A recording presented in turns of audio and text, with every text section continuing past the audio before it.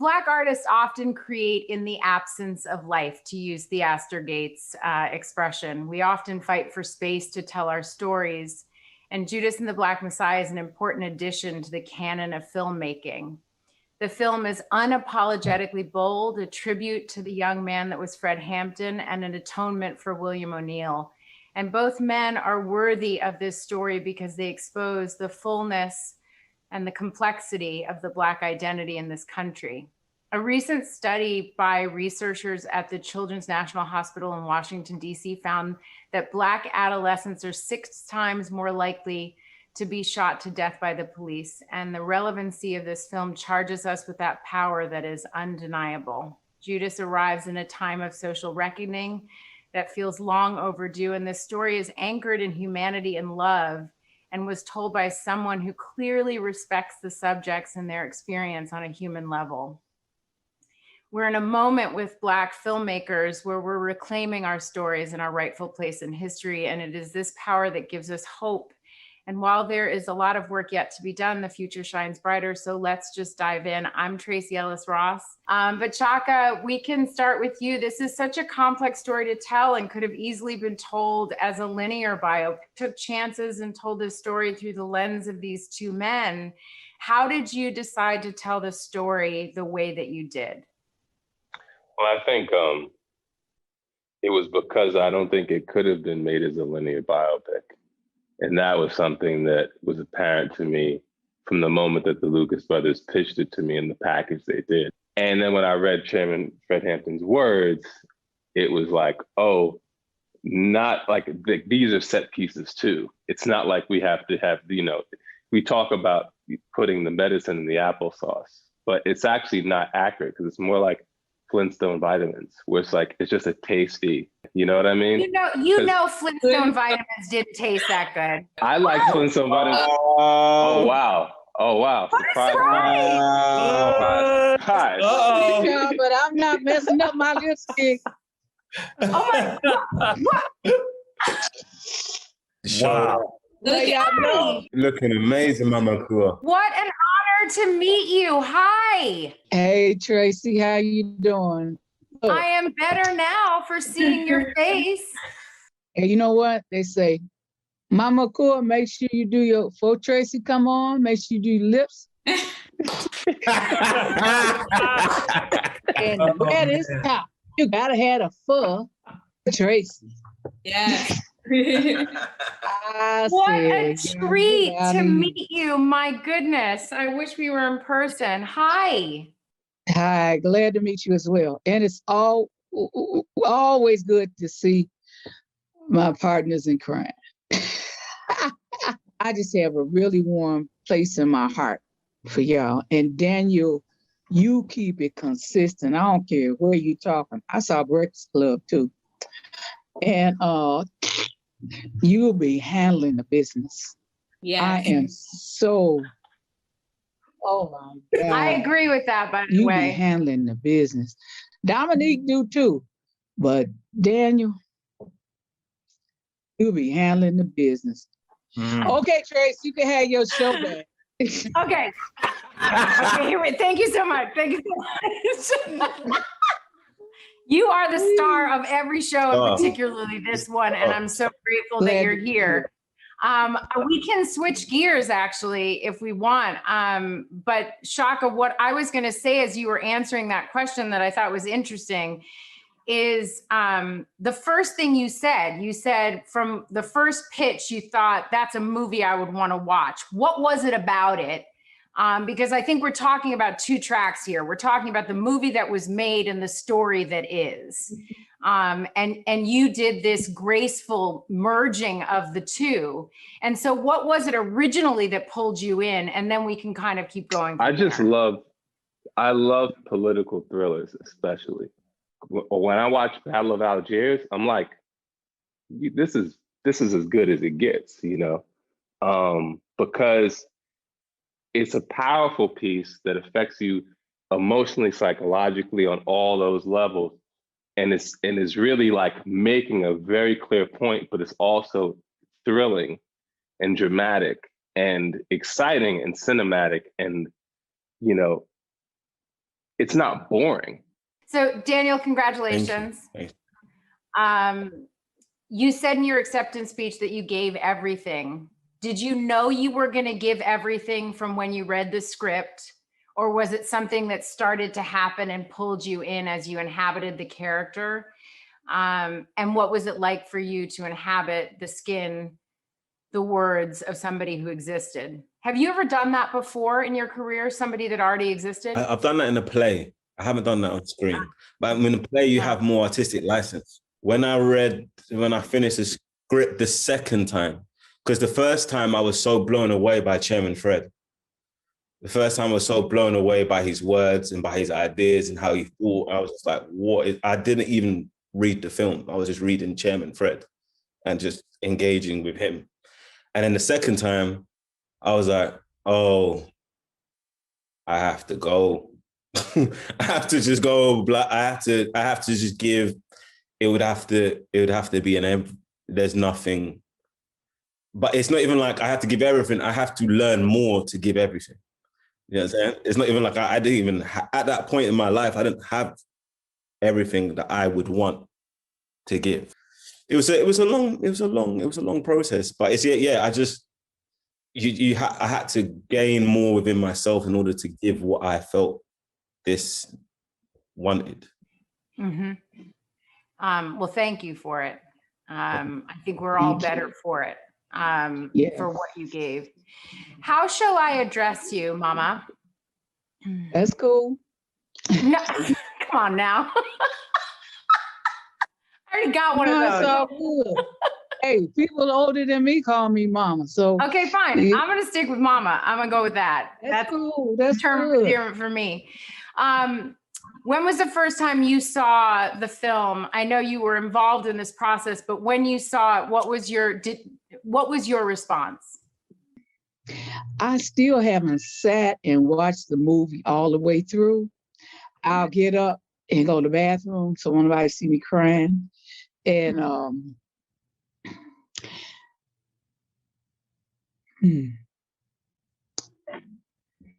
I said I wasn't going to do this today. What? It was so powerful.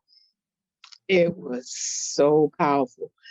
And when I saw the static, the connection with Daniel and Dominique, it made me realize that I missed the political discourse with my husband that was 24/7. You know what I'm saying? And it just, boom, hit me in the face. First of all, thank you for sharing that so honestly. And thank you for your life, for what you gave, and for who you are. Truly. And that leads me actually to this question. Shaka, in the New Yorker, you talked about not wanting to pollute the story. Is there an amount of grace in artistic license? Because I know you, and where as a director do you draw a line in the sand on artistic license? Because I know you found a graceful balance here that was respectful and also told the story in the way that it was a movie that you wanted to watch. I think it's all subjective. You know, my perspective on it has shifted so many times throughout the making of the film. You know, as Ryan and Charles can attest to, having read the early drafts of the script, Will and I initially were resistant to varying from the history whatsoever. We had the addresses of the apartment and the Better Boys Club and in the headquarters in the slug line, you know. And, you know, then we got to a place of needing to adjust the perspective to make the movie, you know, from a filmmaking perspective, from a production perspective, just being able to afford to do certain things. We had to shrink characters down, combine characters, get rid of characters entirely, real people. I think it helped to have collaborators in Ryan and Charles you know, at times when I wanted to be stubborn, then being like, nah, you can't though. You can't be stubborn. You know what I mean? So I want to jump then to Ryan and Charles and Dominique, don't you worry. I'm coming, Dominique. Oh, I'm coming. Don't you worry. I'm trying to follow the track. All right, Ryan and Charles, then, do you want to speak to that? Because particularly Ryan, this from a different vantage point for you, right? So you're in a different position than usual. Can you talk about that experience? Because I'm intrigued. Yeah, for sure. I could be quick about it. I'm friends with these guys. You know what I'm saying? Like it's a deep friendship that predates this project. You know, and my relationship with Shaka is, we met. We met with movies. You know what I'm saying? Like at Sundance 2013. Both our movies were at this festival. You know what I'm saying? It's predominantly white festival in a predominantly white city. So like, so when we saw each other, it was like, hey, what's up? You know what I mean? Like, like, when's your movie playing? Like, let's find time in between all of this to get together. And we've been close since then. But the biggest thing that I learned about this process was a lot of times it was holding Shaka to his own thoughts and ideas. You know what I'm saying? Wow. Like Okay. Shaka very early on said, hey, I gotta go get to Maywood to sit with Chairman Jr. because I don't feel comfortable making this without talking to him. It wasn't my idea to go sit with Chairman and Mama Cool. It was Shaka's. You know what I'm saying?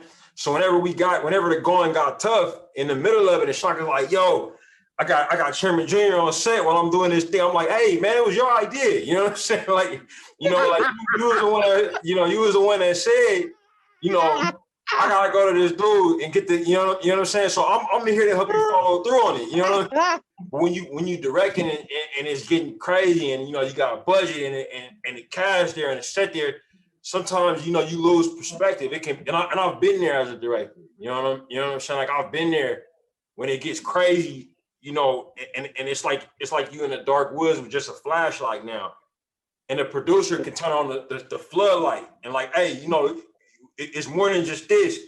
You know what I'm saying? We got these other things. You know what I'm saying? So let's just keep all that in perspective. Well, I'm also thinking about like we're reminding Shaka of what he said. The other thing he also said at the very beginning was he wanted this to be a movie that was going to be global, worldwide, and commercial. And we also, that was a big part of it too, was making sure that his artistic vision, because he's a very, very amazing cinephile. He's just got encyclopedia knowledge about everything in filmmaking, but we also wanted to make sure that this movie had the commercial lens as well, and that it would be on that landscape. And so that was a big part of it. All right, Dominique, here I come. And I might cry. So I'll just say that I was riveted. I was riveted by the way you combined tenderness and fierceness into a quietness that was so identifiable, here come the tears, that I saw myself. And it's a self that we rarely as Black women get to see I have chills everywhere, to see our power and our intelligence and the way that we have to navigate spaces to both allow the men in those spaces to be the men in those spaces in the context of all that we live in, but also to hold our own grace and our own power. And you just unzipped in a way that it was, and Shaka, you covered it. Because I'm an actor and I know that often if you don't have the lines, they're not going to cover you. They're not going to cut to you, and they're certainly not going to cut to you in the editing room. And you did it in a way that gave it such honor and such respect, and the magnitude of where women stand in the movement. And I just was so grateful. And I read the female importance of the Black Panther, the female members in the Black Panther Party, but I read in an interview that you couldn't stop crying often, Dominique. And I just wondered if you want to talk a little bit about that and what the experience was for you in bringing yourself to this. You know, I think I was so concerned as an actor. You always think, how is a character going to be different from the beginning of a film to the end of the film, right? That's what we're constantly thinking. I had no idea that the character was more concerned how I was going to be different from the beginning of the film to the end of the film. And I always say this to Mama Cool in our interviews, like, she helped me to become a woman, this character. I didn't understand. I didn't understand letting guys lead because I didn't trust them. Like, you know, like, I couldn't understand. And it was a mutual exchange in that way because I learned to trust, because from the moment I met Shaka, you know, he said, let me know your thoughts. And when I gave him an email and said, hey, I got 2 thoughts, but I don't want to overstep. Let me know if you want to hear them. So you'll be playing her. You can't overstep. So the trust is worth when it's there. They're not always worth the trust. Yeah, well, there's that, right? But he showed me, and then he made space, and then and then when we went to Chicago and we met Mama Kua, and she said the Panthers were very disciplined and they didn't speak out of turn. And it was some things in the script that my character says that she just wouldn't have said. I was kind of like, well, what? I'm not even cursing, for crying out loud. You know? But it made me look at the words differently. I said, okay, if this line is giving Mama a cool pause, how can we make sure that the character still has agency, right? We're still respecting in a cinematic way, but I want to respect what Mama Cool is saying. So I'm journaling and I'm building these poems to make sure that I have the inner world going on, so that when we do cut, and she's just looking at him, you could see that there's a whole world behind her eyes. That's what I was hopeful for, and I told Shaka from the beginning. Even after I saw a edit that he did, I'm like, Shaka, just let me know, is the love there? You know, I can't see, I'm too close. Can you let me know? And he's like, it's there like a mother, you know? I'm like, okay. It's there. It's palpable, but it's at the anchor of this. And that's one of the things that's so beautiful to me. You know, I think often the Black Panther story is told without love. And without the love from each character, but also between. And so there was a way that sort of blossomed out through the whole piece that was so important. Ryan, what are you nodding about? I want to hear, what's the thoughts? No, it's great, because I'm just nodding because it's everything everybody's saying so powerful. But it takes me back to when I was sitting with with Chairman Junior at the table in the Hampton House, and we were talking. I think we was with Shaka and Charles, and he was talking. And he can go for 15, 20-minute intervals. You know what I mean? And he was going one time, and then I think we asked so what was motivating the Panthers? You know what I'm saying? What was motivating Chairman to do this? And he had the funniest response. He was like, the same thing that motivated all the Panthers. You know what I mean? He was like, well, what is it? We he's like an undying love for the people. Silly, you know what I mean? But it was like this idea, you remember this, Shock? You know? But it was like undying love for the people. Everybody knows that, you know what I'm saying? But that when you said feeling the love, and that idea of it being so known that to be a Panther, you had to have an undying love for the people. You know what I'm saying? That was the gas that they ran on. Yes. So often, when the story of the Panthers is being told by people who either are enemies of their ideology or don't understand, that's stripped away. You know what I mean? It becomes like a casing with nothing in it. You know, and Dominique was radiating that. You know what I'm saying? At all times in the performance, I would say. I think too, I was learning the theology as we were going, and I knew it in theory, but I didn't know it in like spirit or body. And it just so happened that we ended up shooting the assassination of Chairman Fred and the 50th anniversary of the assassination.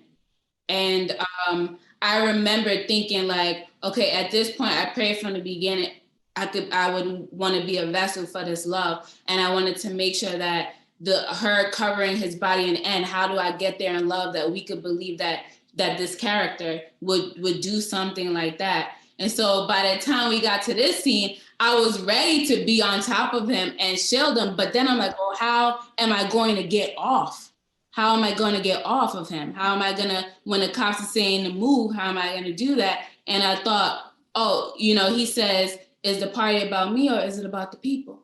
And I said, well, if the party is not about him and it's about the people, then of course the party is about the baby in my stomach. So if the party is about the baby, then I have to get off. That there is no choice because that's what he would have wanted because it's about the people. So. I mean, just leave that there for a second. As you both, Daniel and Dominique, as you're talking, and you've described a lot of what was happening from the producer director standpoint. How do you describe the atmosphere that was created for you, or the environment that was created for you as actors by Shaka, that allowed you to? There's a big smile on that one. That allowed you to go to those places, to learn things about yourself and move into a depth that you did. Can both of you just give me a quick little something?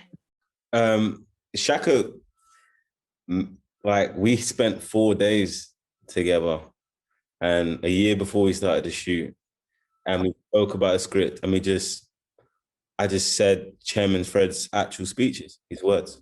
We just did, and he filmed it, he recorded it. And I look in hindsight how important that was. Because you can get into theory, you can get into your head and this, and I'm gonna do this, I'm gonna do that, I'm gonna say it. You just need to say it. You know what I'm saying? And say it in front of people. And then also as a resource, like he gave me so much, Shaka gave me so much in terms of Black Panther reading this. I think he just mentioned it. And then I was like, yo, what's that? Like, I want that. And then he gave me the whole draft of the list, and then I went off and did what I got to do. It's just like I constantly can have a conversation with him about certain things. And then just as a collaborator, he just would be open for thoughts, and I really appreciate that. With Shaka. But yeah. Yeah, I just always love talking about Shaka. I think just like I said from the beginning, him saying like, you can't overstep, give me your notes, and then saying, oh, do you want to take a shot at that poem? Right. So he allowed me to do that. And so I had a bit of a different kind of ownership over her voice that I didn't know that I would need or feel. And then moving forward, I'm like, oh, so can she have this journal that she carries around? And when we met Mama Akua in Chicago, anytime like we're talking, she had her notepad out, she had her pen, and she's writing down everything that we say. And so it kind of allowed that to bring another aspect of Mama Akua into it. And even like a year out from shooting, we would meet in cafes in Brooklyn and just say, oh, I was reading this. What you reading? And so it allowed us to build that kind of trust in each other, so that when it came to set, and me and Dominique Thorne, who plays Judy Harmon, we're like, you think Shaka's thinking about this? Because we just want to make sure he think about the women. So we would like call him on the phone, and it'll be late, and he has all of these different voices in his ear, and he'll always make time. And we would say this, and he'd say, I don't think that's it, but here's why. He always gave us a here's why. Oh, okay. And he's like, but if you think of something else, call me back. Oh, okay. So then we was like, you gonna call him back? Yeah, we gonna call him back. And even on his poor lunch break, he didn't even get any time, because as soon as he's in the corner by himself, me and Dominique going to him. So and then we tell him like, Shaka, we only saying this because we got your back. Right now we have his back because he showed us that kind of respect, that kind of love. We felt supported and seen, and ultimately able to trust him and what he had to say. But the thing is, with both of you and really every actor in the movie, you gave me gifts. So it was easy to just, you know, I didn't just cast you all because you could act. I cast you all because you're all storytellers and dramatists in your own right. So when I get notes from Daniel, they're great notes. When I get notes from Dominique, they're great notes. You know what I mean? And I'm not an actor, you know. I don't tell stories that way. So when when you're giving me your opinion and you're giving me your opinion as an actor, I know I need to listen to that because you're going to bring that to life in a way I never would have thought, and it's going to be better than anything that I could have envisioned. You know what I mean? So it's just very easy to me to, it's like, why would I turn down a gift like that? You know what I But mean? he also like eliminates ego in his storytelling, right? Like I feel like he looks at his artists and like who we are, and he allows us to bring ourselves to it. I remember we call it the Malcolm scene, where Daniel and I connect over Malcolm X, and I remember like 3 weeks out from shooting, I'm like, Chuck, I think something missing in the scene. I think, and he's like, and I say this idea, he's like, I don't think that's it. I'm like, all right, we don't shoot this scene till 3 weeks. Can you give me that time? He's like, yeah, I got you. And he legitimately, up until the night before, I'm like texting Daniel, talking to Daniel, and then Daniel's like, oh, I talked to him now in the morning. I'm like, oh my God, did Daniel talk to him yet? And then I had to tell myself, oh, this man said he's gonna talk to him, let him talk to him, and Daniel did, right? So there's like an exchange of support for everything. And then we were trying to come up with a line, and it was something that I said from my own personal life that Shaka was like, that's the answer, put it in the scene. And it was like so celebratory because we were looking for that. And he sees us, and he's able to remove himself and put us into it and build a story. I am so grateful for your time. I feel like you guys all have to go. I'm sure you have 7 other Zooms to attend. I want to give the last word to Mama Akua. You can, is there anything you want to leave us with? I'm so grateful for this film, I will say. And I thank you for your time and your openness and how you answered my questions. And I hope that I get to see those of you I know and meet those of you I don't when we get out of this mess we're in. Yes. And I feel the same, but I just really appreciate the genius, the talents, producers, directors, the writers, and being able to choose the right people to do these roles. I mean, that's that in itself is a major task. So Shaka, Ryan, Charles, I love and appreciate y'all, and Daniel and Dominique. And Dominique, we're gonna have to stop meeting like this because we always end up crying all the time. But I'm just really proud of all the actors that were in that movie. They handled it. You know what I'm saying? So I'm just really proud of the movie. I'm glad we didn't do anything before. We waited on the right opportunity, the right time, and the right people. So thank y'all so much. We love Thank you, Mama Akua. Thank you, Thank you. Thank you, Mother Cool. Yes. Mama Akua. Thank y'all. Thanks, Tracee. Yes. Thank you, Tracee. Thank you, Tracee. Thank you so much. Bye.